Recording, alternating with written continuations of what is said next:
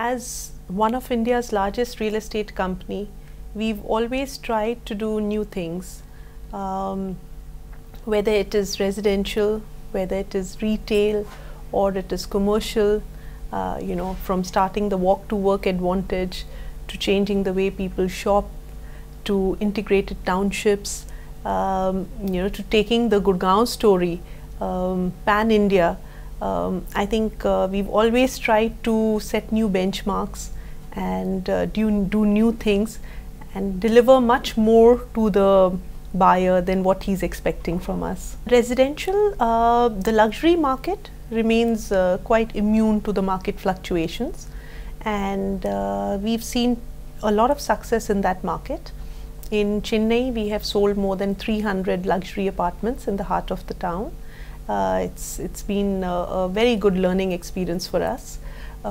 Similarly, the plotted schemes continue to remain popular pan India. We've sold plots in Chandigarh, we've sold plots in Lucknow, we sold plots in Hyderabad, all of these markets, and quite successfully. So plotted is good, luxury is good.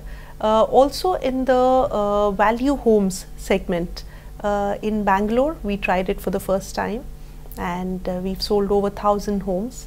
We have a lot of happy buyers there, and soon we will start giving possession in a lot of our schemes, where we had sold apartments in different integrated townships.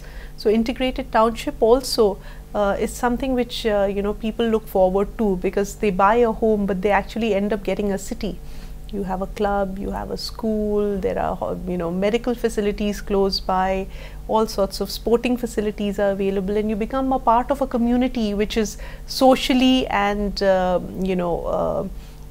economically very similar to what you are. So these have been some interesting things. Yes. The young buyers are very aware. So they'll check on the internet, they'll go to the site and see, they'll check with the banks, whatever is the best deal they can get. But I think we found the subvention schemes very useful, because that saves the hassle of paying a rental and an EMI both. So subvention schemes have been extremely welcome by most of the buyers. Other than that, I think features is what people look at. Anything that provides convenience, considering that these days mostly it's a double income household, everybody is very busy. So if you can give them a lifestyle which kind of takes away that stress, and your home kind of becomes a retreat which you are coming back to, I think that's also a big plus point. That's all we've been doing for the last 3 years. We've been expanding our reach. Today, we saw that Chandigarh prices were becoming prohibitively expensive. Recently also, you must have seen that the stamp duty charges have also gone up and things like that. So, just hardly 10 to 15 minutes away from Chandigarh, we've created New Chandigarh. It's approximately a 200-acre township. It's beautiful low-rise development, surrounded by the Shiva lakes. You have lovely views. Everything that a person wants, in an urban city today, is craving for in an urban city today. You want expansive spaces, you want wider roads, you want clean, uncongested, parking areas. All of those we've tried to provide there.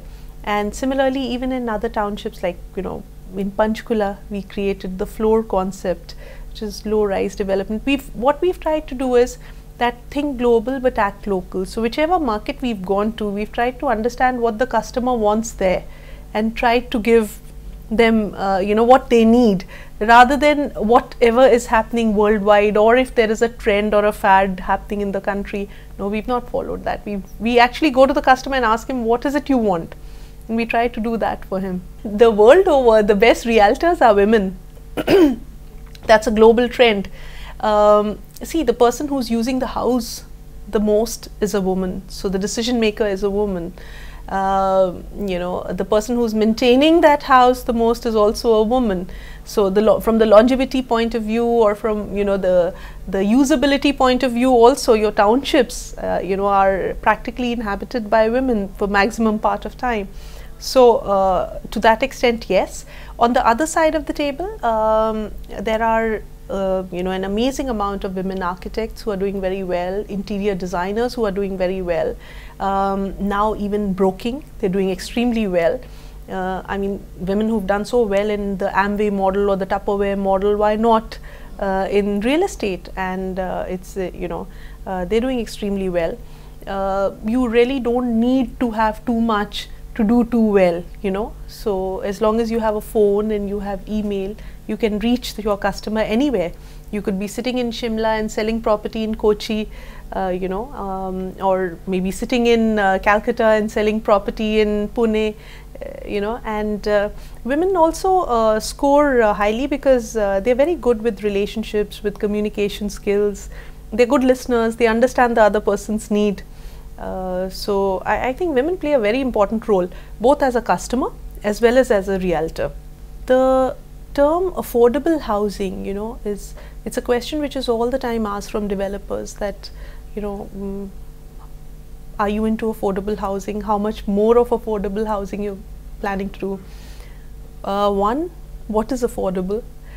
Two, the prices of everything are going skywards, whether it is steel, whether it is cement, whether it is concrete, whether it is labor, or even land. And to put the land together, to get the approvals, and then have a product which is ready to be sold, and in the end up making some money for yourself also as a developer. I think it's an extremely difficult business environment to be in. It's a very complicated environment to be in, and I think we all need to see where we are headed as a business. How are we going to really make it work for all the people involved, the customer, the developer, and the processes.